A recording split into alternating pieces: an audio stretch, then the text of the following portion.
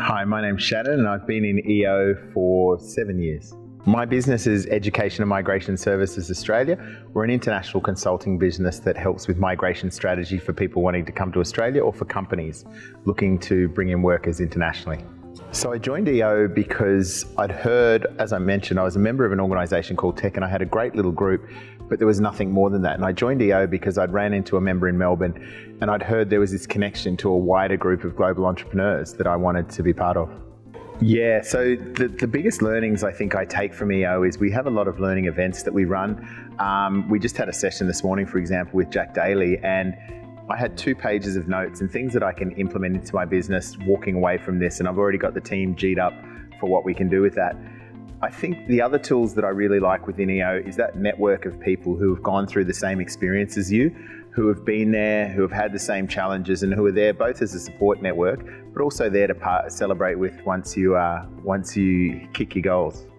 My business before I joined EO was scaling quite rapidly, but it lacked, I guess, the structure and process.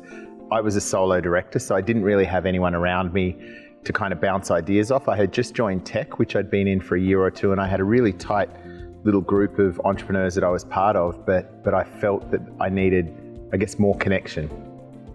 Yeah, so I think EO, more than just being business, is it helps you grow as a leader, but both as a person individually as well. I've heard it related as there's a number of different buckets, you know, your personal bucket, your family bucket, and your business bucket. And I feel like EO provides you an opportunity to grow in each of those 3 buckets. I also met my partner through EO at a global leadership conference in Toronto, and we've got 1 kid and a second one on the way. So I guess potentially EO has given me more than it gives most people.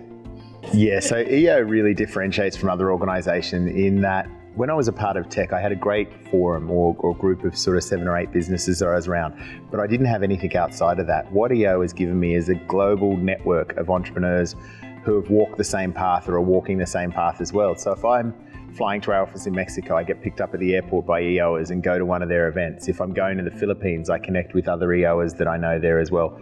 And coupled with this, there's also global learning events and global learning programs that you can be part of as well. And I think, honestly, being in EO for just 7 years, I feel like I've only just scratched the surface of what's available.